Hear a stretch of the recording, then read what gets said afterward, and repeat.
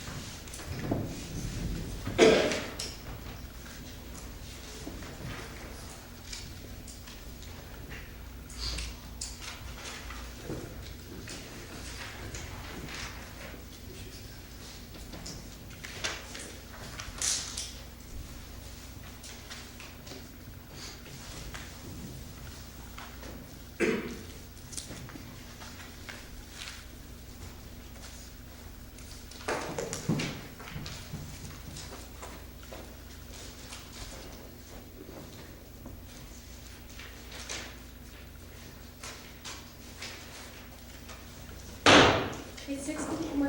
Excuse me. It's 6 p.m. We're calling the meeting to order. Dr. Gambara, will you lead us in the Pledge of Allegiance and moment of silence, please? I pledge allegiance to the flag of the United States of America and to the republic for which it stands, one nation, under God, indivisible, with liberty and justice for all. Would you bow your heads, please?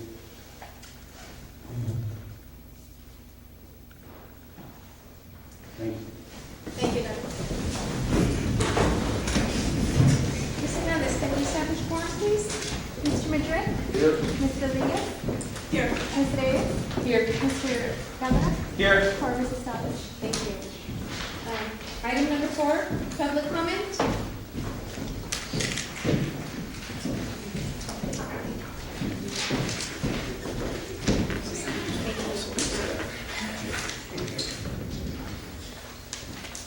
Ms. Hernandez, do we have anyone for public comment?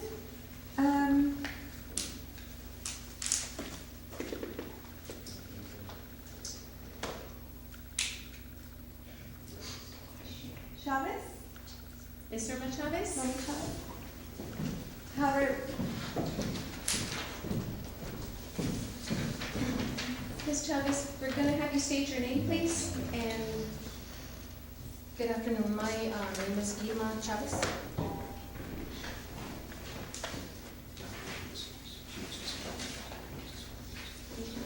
And I am here this this afternoon, to request an ordinance be established against the owners of large dogs, especially pit bulls.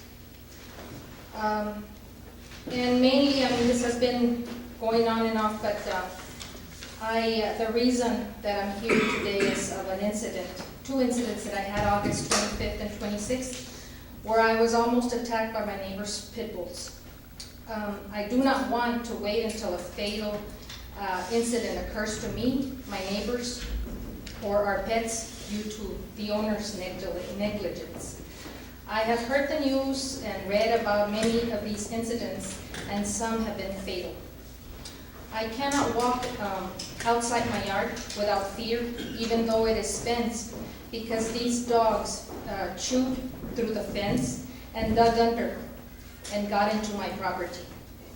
I am now living like a prisoner in my own home because of the fear for my life due to these dogs. My family and friends will not come over because of my yard it's not safe anymore. Furthermore, I did call the animal control on both of these days. The neighbors were cited, no vaccinations, no registration, no restraining of the dogs. They have 3 large dogs and 1 had babies. All of these are pit bulls. I have lived in this property since 1978, wherein many incidents that have occurred because they have had the same type of dogs throughout these years. I have been very patient and tolerant until this escalated these days, to this point. These dogs continually, they hang on the fence, barking aggressively as if they can come through. Prior to this, the dogs were always running loose like no care in the world. And the neighbors, I mean, they're just like no care in the world. So I bring this to you. I know that this happens very often. We see it on and off. And many of these incidents don't even show up in the news or the newspaper, where they'll maul the person or the smaller dogs. I want my freedom back, where I can actually walk around my yard. I have an acre of land where I have pecans where I can, that's something I like to work outside in my yard. And I can't even go outside before letting my dog out there. I want something done. And I speak to a lot of these neighbors or friends that you know or you don't know that are going through the same situation where the owners just neglect to do the right thing. I believe if you choose to have a dog like that, you need to do what you're supposed to. I mean, have them contained. Chavez, your time is up. Thank you. Chavez, Yes, yes, sir. if I may, I'd like to ask a question. What is your address? 11160 Muscat, Muscat. Thank you very much. Thank you, Dean. Mr. Juan Castellano.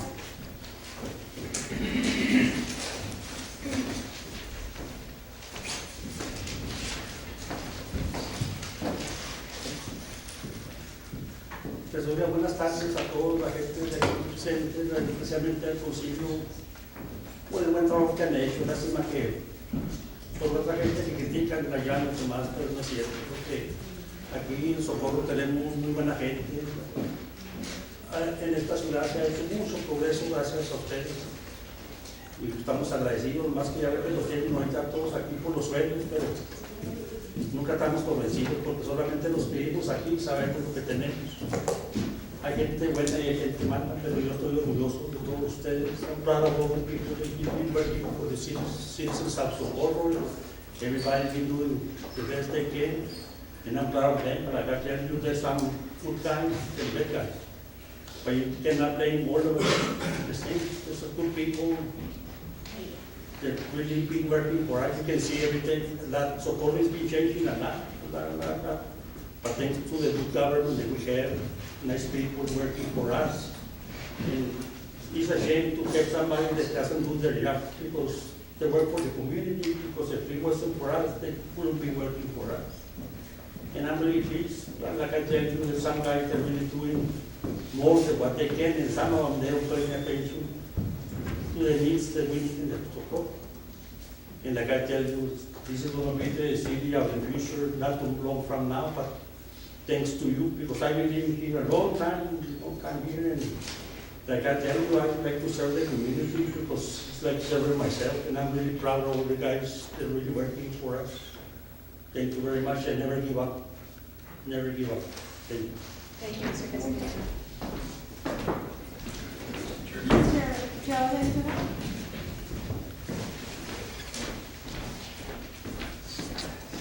Good evening, Mayor, Council. Kind of quickly on the agenda, on y'all's item number 14, I would request that you delete that item or amend it in some way tonight. I think one of the individuals was recently apprehended, I suppose. Item 15, there's an item up here to work on a rock wall. The city has a responsibility to cover its ponding areas, and you've had a wall down in Valley Ridge since 2006. You need to fix that one. Item 16 and 17, the question you'd have to ask is what are the special favors for the waivers? Item number 19, I think nepotism is addressed in the city charter, so you need to look at that. You know, that's a gondola appointing a gondola.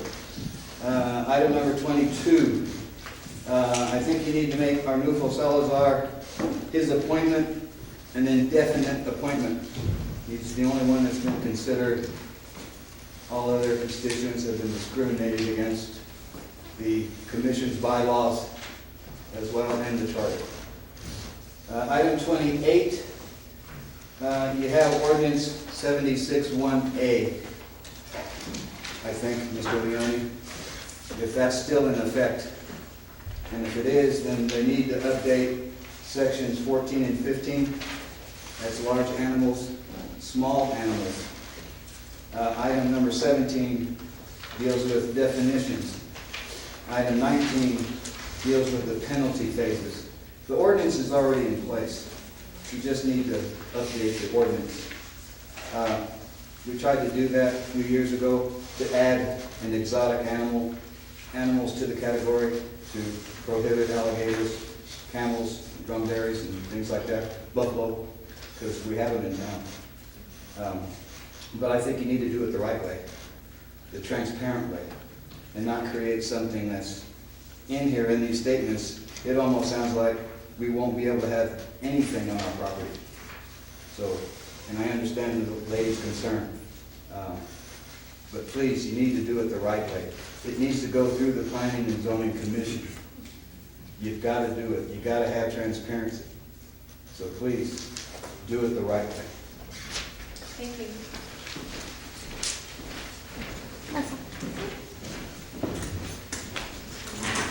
We're on to item 5, proclamation. Proclamation recognizing Texas Municipal Court Week, November 5th, 2012 through November 9th, 2012. And we have, Mr. Norfleet, are you going to say anything on this? Okay, Judge. Okay, can we go ahead and read it? Judge, please.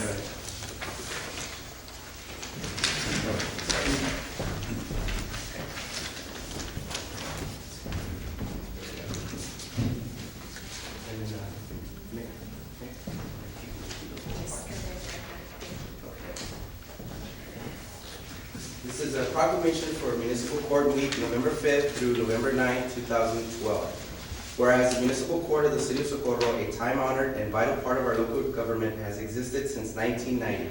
Whereas more people, citizens and non-citizens alike, come in personal contact with municipal courts than all other Texas courts combined. And whereas public impression of the entire Texas judicial system is largely dependent on the public's experience in municipal court. Whereas municipal judges and court support personnel have pledged to be ever mindful of their neutrality and impartiality, rendering equal service to all and conform to the standards set by the canons of judicial conduct. Whereas the municipal courts play a significant role in preserving the quality of life in Texas communities through the adjudication of traffic offenses, ensuring a high level of traffic safety for our citizens. Whereas the municipal courts serve as a local justice center for the enforcement of local ordinances and finally state offenses that protect the peace and dignity of our community. And whereas the municipal judges and clerks continually strive to improve the administration of justice through participation in judicial education programs, seminars, workshops, and the annual meetings of their state and local professional organizations. Therefore, it is most appropriate that we recognize the accomplishments of the 923 Texas municipal courts and salute their critical role in preserving public safety, protecting the quality of life in Texas communities, and deterring future criminal behavior. Now, I, Mary B. Garcia, Mayor Pro Tem of the City of Socorro, do recognize the week of November 5th through November 9th, 2012 as Municipal Court Week, and further extend appreciation to Judge A. Vidales Jr., Laura Luera, Isela Gonzalez, Cynthia Chaparro, Ivan Hernandez, and Officer Javier Esparza for the vital services they perform and their exemplary dedication to our community. I call upon all residents of Socorro to join with the City Council in recognizing the vital service the Socorro Municipal Court performs and the court's exemplary dedication to our community. Thank you, Judge. Thank you, Mayor.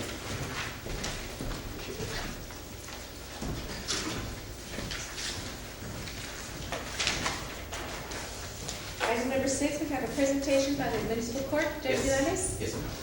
Mayor, Council, good evening.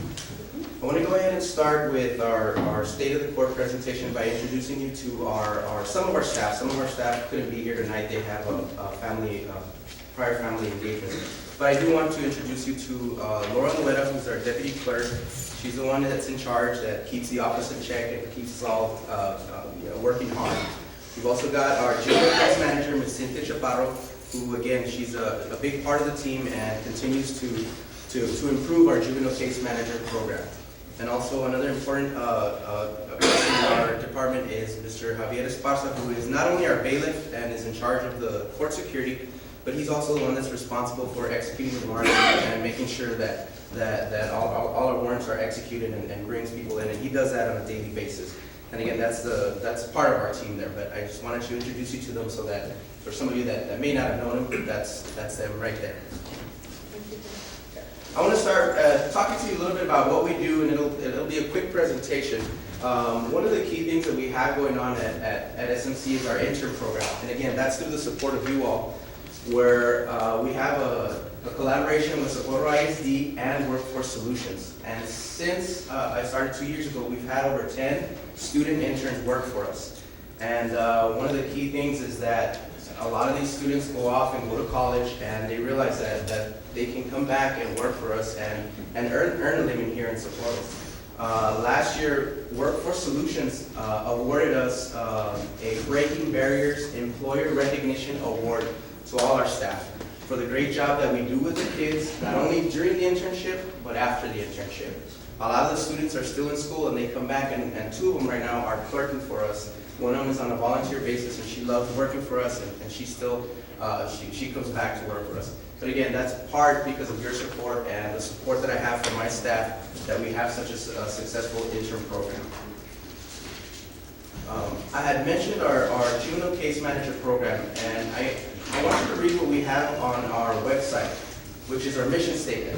That we're on a mission to hold a juvenile accountable for his or her actions through services offered to them and their families. Our mission is not to find the juvenile. It is to get a better understanding of the negative behavior, correct it, and prevent further negative behavior. Keep in mind that a lot of people, when they think municipal court, they think traffic offenses. But a lot of things that we adjudicate are also minor in possession, consumption, DUI, disorderly conduct, and just classroom disruption. So we handle a lot of the cases, and it is because of, again, your support that we have the Juvenile Case Manager Fund and we have a Juvenile Case Manager. And with your support, we were also able to update the curfew ordinance. I want to go ahead and hand it over to Mr. Parra so she can firsthand tell you a little bit more about what we do and how we service a lot of the juveniles, not only in Socorro, but surrounding Socorro as well. Hi, good evening. Well, let's say I'm Cynthia. I have a little bit of background in social work, so I do have a lot of networking skills and any providers to help us out with our teens. Some of our providers that we have are Teen Court, which is a service provider that does intervention and prevention for the teens and allows them to do community service, to also attend educational workshops in order for them to pay off their fine for the offense that they committed. We also do have our drug and alcohol classes through many of our service providers that provide counseling. They do the evaluation for them, even as for their family members if they need counseling as well. We do provide things. Oh yeah. Well, one of the things that we also have is through Customs is Project Pride, and they help us out a lot with. We send some of the juveniles to go to not necessarily boot camp, but they go and get, if it's their first offense, they can go ahead and take care of the fine there. They go and they give them different classes. They teach them different life skills and social skills, so that after they complete that, they can go ahead and come back into my court, and at that time I would be able to dismiss it. And again, it goes back to that we're not there to find the juvenile, because a lot of times, the offense for minor possession and minor consumption is over $500, and usually it's the parents that pay. And a lot of the times the parents are like, okay, I'll pay for it, and I'm like, no, I don't want you to pay for it because your son or daughter is not learning. We're going to go ahead and send you to some of these classes so they can see the dangers and see some of the real life situations that are out there that a lot of these infractions can affect them in the future, especially if they want to apply for a federal job or any other jobs. A while back, we had an operation where we were in conjunction with Union Pacific and our police officers on making sure that kids weren't crossing the tracks because of the recent deaths. And you saw in conjunction with Union Pacific, they did put a fence between Socorro High School and Socorro Middle. Some of those students that did get caught didn't know that you cannot cross the tracks in the middle. You have to go to where the crossings are. But rather than fine them the $276, we have our juvenile case manager do that program that she does with them. Which is called Operation Lifesaver. And I basically show them videos on railroad tracks and safety on the railroad tracks, things that can happen to them, and actually also I give them facts on the collisions and how many fatalities there has been, by crossing the railroad tracks. But the way that, going back to not a fine, is that I give them a report, go ahead and do a 3-page report, and they report back to us, see what they learned about the railroad systems. And with that, we go ahead and dismiss a fine depending on the judge if he agrees, they learned something on the offense that was committed. And a lot of times, some of the reports that we've had, they'll write there, I didn't know this was against the law, or I actually told my parents that you can't do this, and the parents come in and say, we didn't know that. And again, it's going back to the philosophy of not finding them, but making sure that it's the prevention through the education for them. And another resource that they have is our website. Keep in mind that our website is only a year old. We've populated that website within a year, and you've seen everybody's websites that they look amazing. Whereas before we only had like a little tab for municipal court, and that's all it was. But again, the juveniles, we direct them to there if they have any questions or anything like that. Not only for our juveniles, but we also do community outreach. And I've seen a lot of you out there, and we run into each other. And it goes back to the prevention through education. A lot of times, I get the opportunity to put all the information that I get on there, and this is obviously open to the public, and there's a lot of information that they can get as far as some of the the legalities, illegalities. A lot of confusion is surrounding the car seats, and I'll talk a little bit about that in a few minutes. But any opportunity that I get to go out, and I know Mrs. Garcia was there at this one, and it's a great honor to talk to the kids.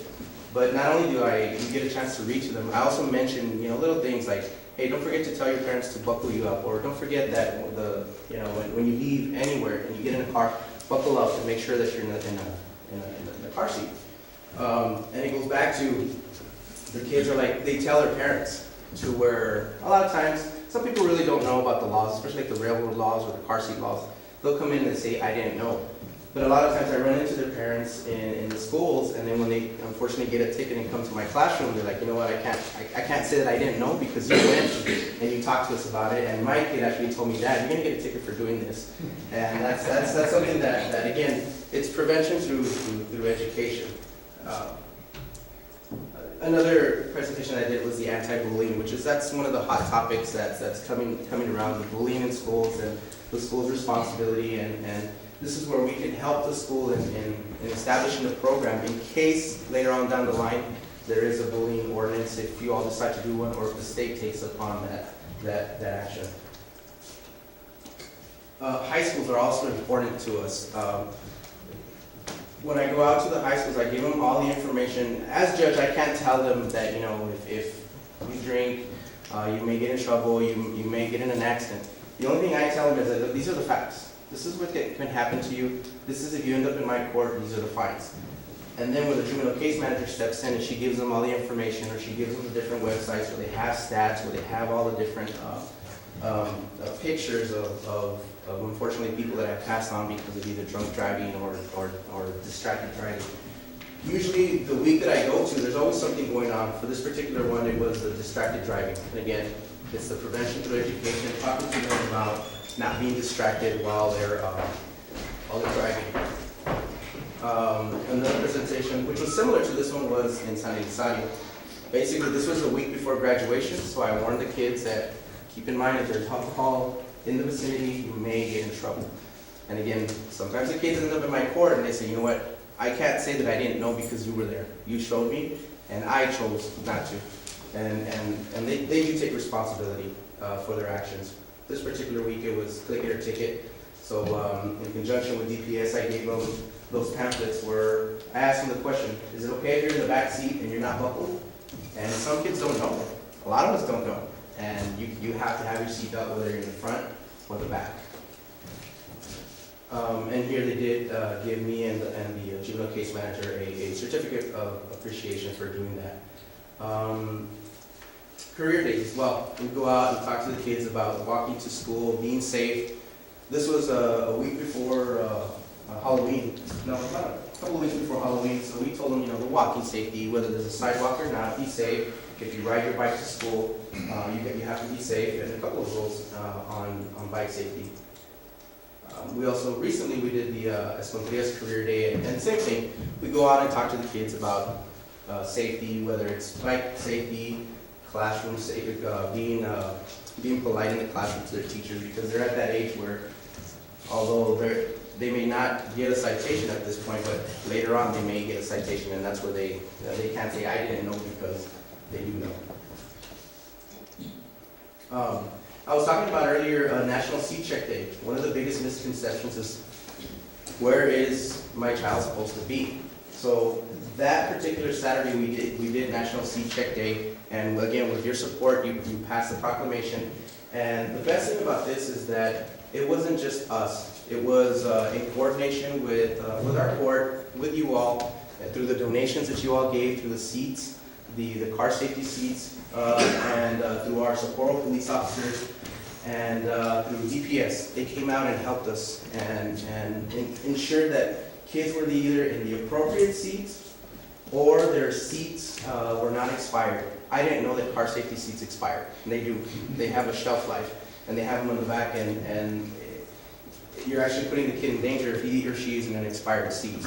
That particular day, we had over 20 families show up, and of those 20 families, we gave away approximately 12 car seats to families who either didn't have a car seat, who had an expired car seat, or who had an inappropriate car seat.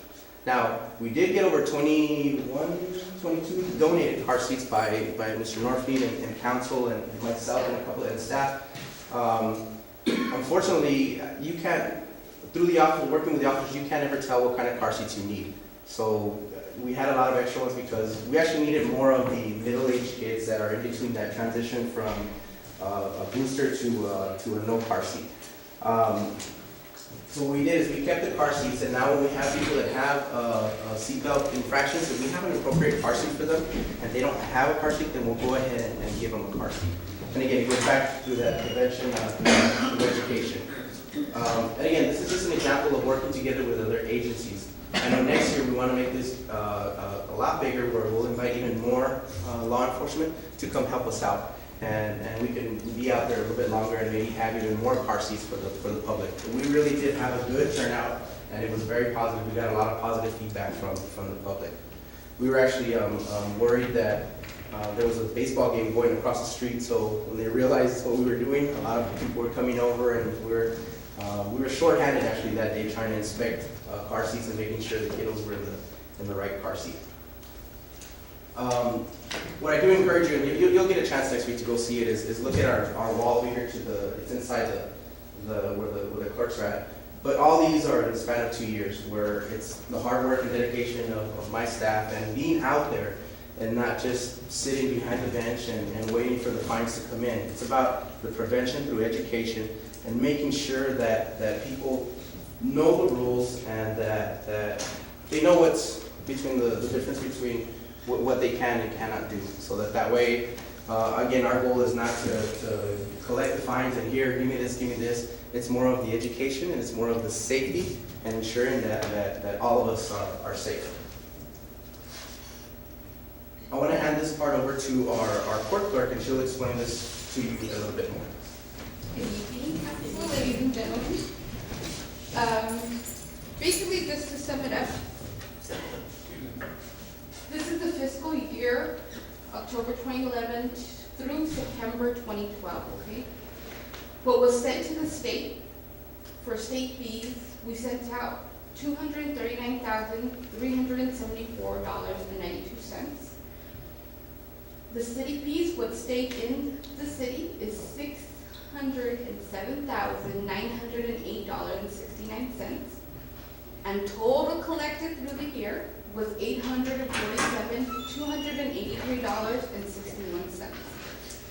I want to hang back to that. And I just want to let everybody know that I have a question for you. Do these fees include or money includes all the ones that you have been collecting from the old boxes and boxes and boxes of documentation that had been collected before? It's yes and no, and then I'll talk to you a little bit about the warrant update that we're going to do in a little bit.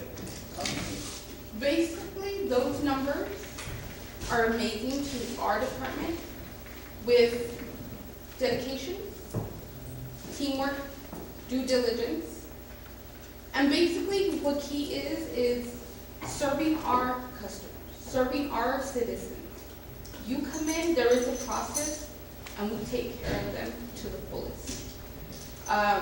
The key is communication, and I couldn't do it without my clerks, without my bailiff, without my judge. And I love working for the city of Socorro. And we're gonna keep on striving. And we're gonna make Socorro Municipal Court the best court in Texas. It already is. Yes, it is. Because of this one. But yes, but this is a good day. Good day. Thank you.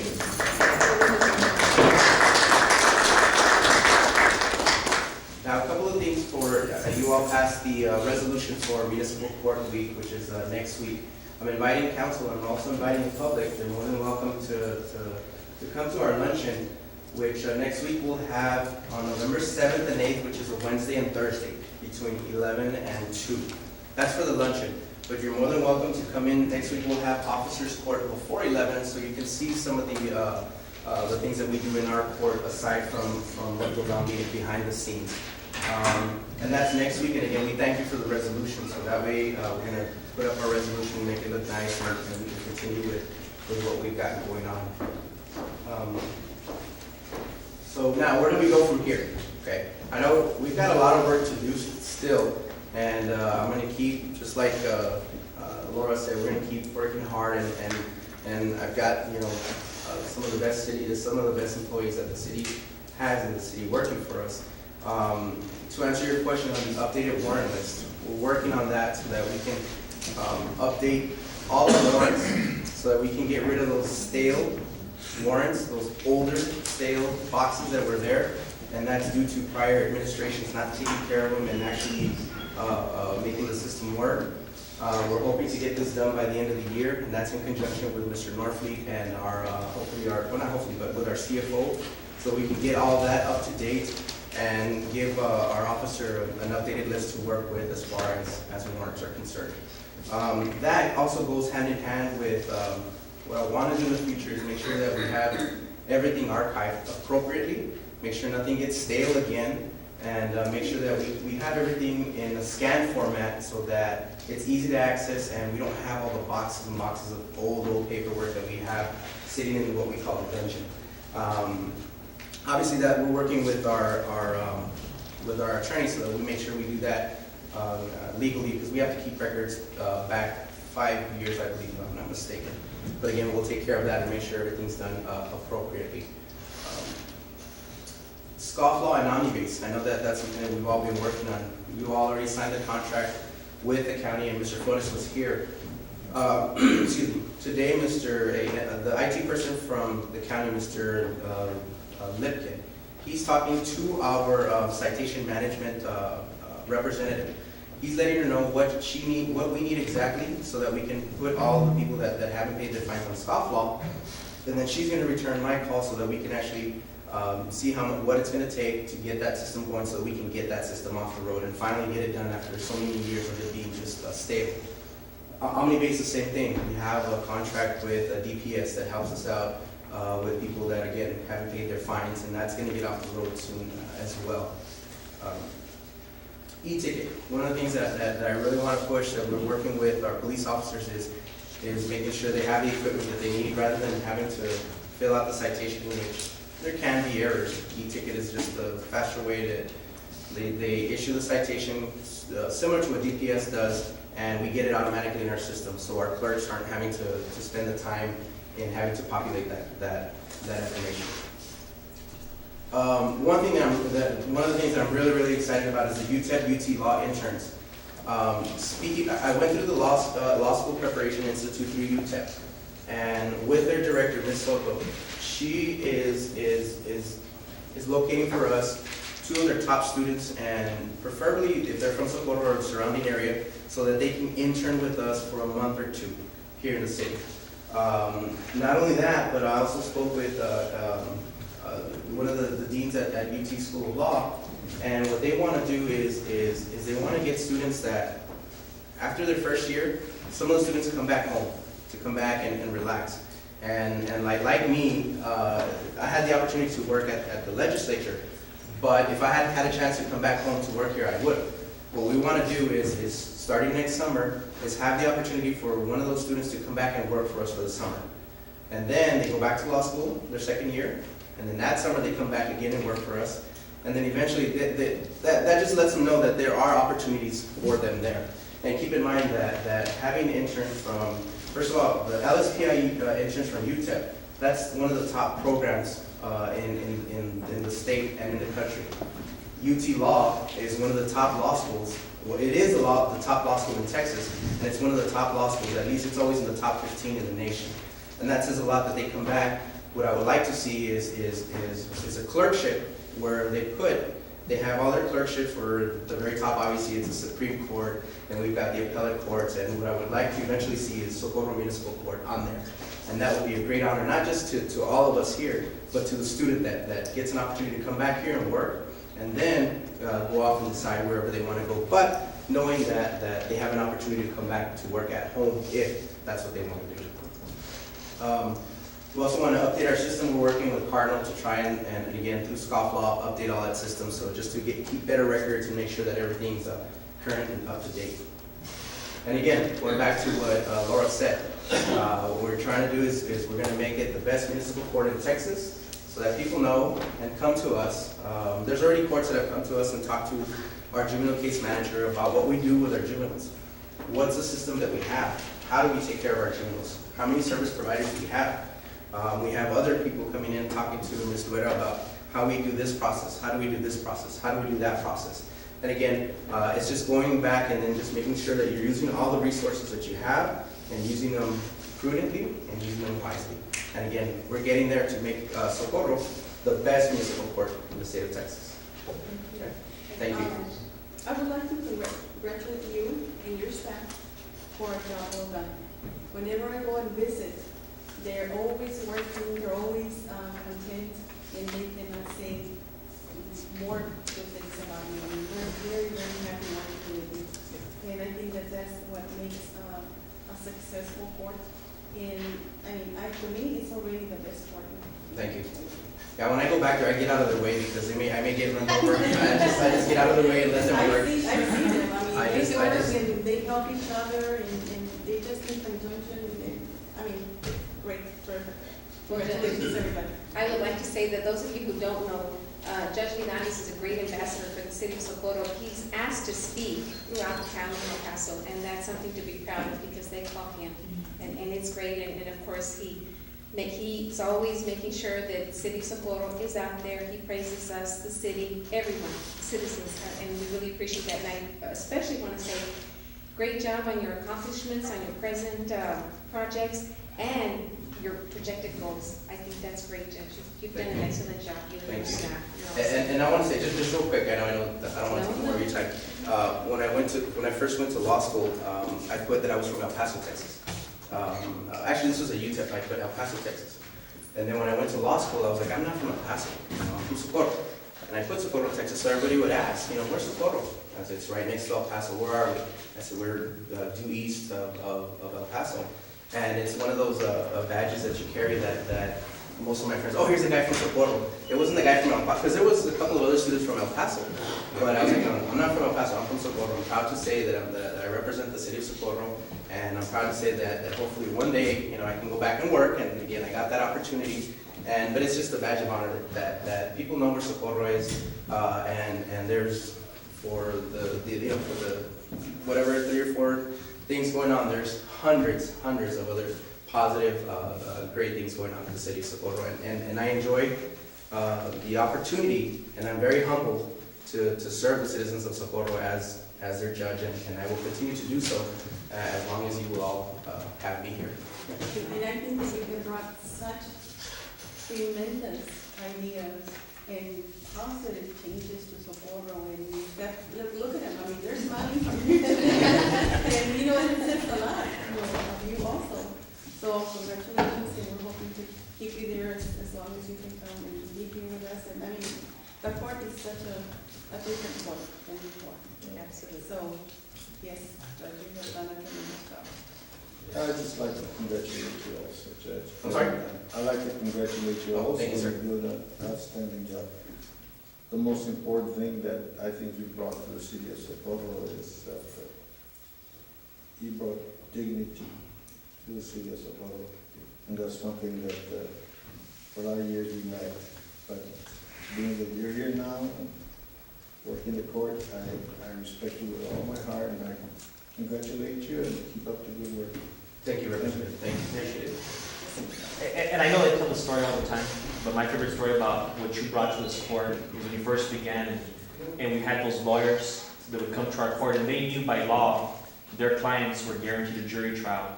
So they have those nice signs, pay $80 and we'll get you off of whatever court ticket you had guaranteed. And they knew that they came to Socorro and they say, we want a jury trial, the judge would go dismissed because we can't provide. And when you came into this court, you brought in a jury trial, the procedures, and actually started conducting it. And I love that story when the first attorney said jury trial. And he said, okay, what day would you like to schedule that for? And they said, jury trial. And he go, yes, I heard you. What date would you like to schedule that for? Right. That's the type of class that you brought to this court system, so congratulations. Thank you. Then a lot of no, we're very happy with you. Absolutely, we are. Thank you, Judge. thank you, council, for the opportunity. Good work again for you Yes, and all the staff. Thank you. Thank you. We're going to have a presentation, item number 7, presentation appointed by Cruz Aranda to the City of Socorro to be used at the future Veterans Park. Ms. Rodriguez. Yes. Well, it gives me a lot of pleasure to introduce Mr. Cruz Aranda for people that don't know him, but I think that most of us do. And Mr. Aranda, I'm honored to have you here. No, ¿Ah? no, Es un honor tenerlo aquí con nosotros. El señor Aranda va a leer un poema que hizo y lo va a dedicar para el parque que vamos a hacer dedicado a los veteranos, el futuro parque que ya viene, que ya está en plan, en planeación. So, Mr. Aranda, por favor, lea el Muchas poema. gracias. ¿Sí? Gracias y muy buenas tardes a todos. Me siento muy honrado y muy agradecido de venir a este país, que me han tratado de maravilla con mi familia, lo principal. Por eso andamos acá, por nuestros hijos. Y gracias a Dios nos han tratado muy bien. Socorro, ¿no? No se diga Socorro. Ha sido nuestro hogar. Y pues muchas gracias a todos, la gente maravillosa, a todos. Gracias. Y por eso escribí este poema. Me han bautizado con el nombre de el poeta de Socorro, Cruz Aranda. Gracias. Con mucho respeto. Honor a los veteranos. Bandera de tanta estrella que significan estados, panteones de hombres valientes donde descansan soldados. Pero otros siguen peleando, defendiendo sus colores. Por eso junto con ellos merecen nuestros honores. 5 emblemas diferentes que aquí voy a mencionar, que estando en paso en combate, muy alto te han de llevar. El del Navy y los Marines, el guardacostas y el Army y el Air Force para volar, aun siendo tan diferentes, unidos siempre han de estar. Soldado que ahora te cubre la tierra que defendiste, orgullosa tu bandera por lo valiente que fuiste. Lo mismo pelea un soldado que alguien de un rango mayor.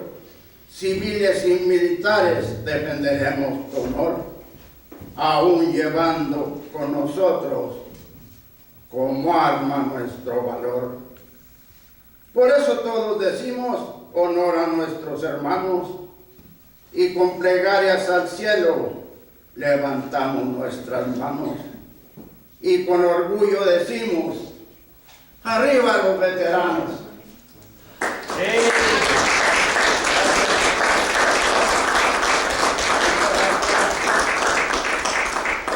Gracias. Y soy muy humorista, Les voy a decir algo así rápido. Se me olvidó decirles que no me aplaudieran. Porque mi esposa me dice: viejo, diles que no te aplaudan, ya estás todo aplaudido. Gracias a todos. Gracias. Muchas gracias. Seguro que muy agradecidos. Y ahí estamos con ustedes. Como veterano, yo mismo le quiero dar un regalo a usted, Qué maravilla. de parte del Concilio y la ciudad de Socorro. Muchas gracias. El bien, como se dice, que significa que usted ha hecho algo para la ciudad de Socorro. Un honor de tener una persona aquí en la presencia de nosotros que le da el honor a los veteranos. Y con eso, cuando esté el parque ya hecho, va a tener su poema ahí. Muy amable. No tenemos muchos poetas aquí en Socorro nomás usted. Así es que con eso nos da mucho orgullo conocerlo y que ha hecho esto para nuestra gente aquí en Socorro y para los veteranos principalmente, porque es un honor estar en el servicio de los Estados Unidos. Sí, señor, muchas gracias. Y logro la oportunidad, perdón que me interrumpa, para decirle, mi hijo es un veterano, me siento muy satisfecho por eso. Y tenemos un poema para Socorro, que eso lo vamos a decir después. Muchas gracias. Muchas gracias, señor.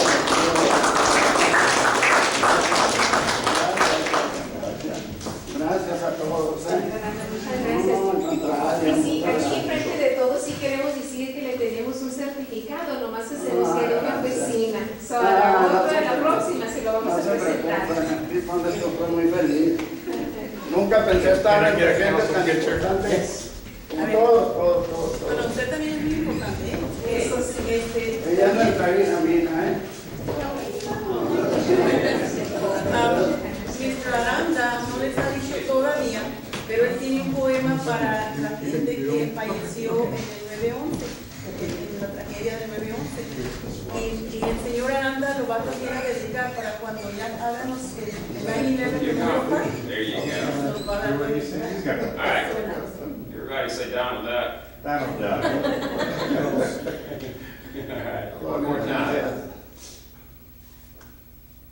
1, 2, 3, smile real big. All right. Thank you, gracias. Gracias a todos. Y otra cosa, si quieren sus poemas, él ha hecho 3 CDs con sus poemas. Si quieren,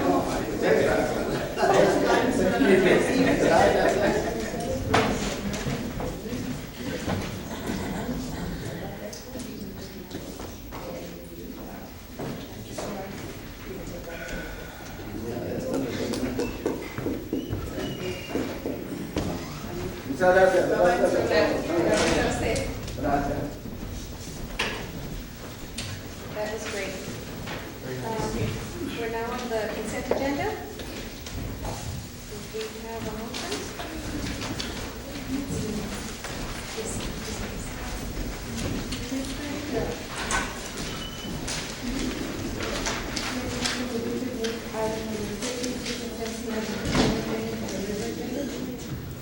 We have a motion. Do we have a second? Motion. Can you please speak a little bit louder, please, Mr.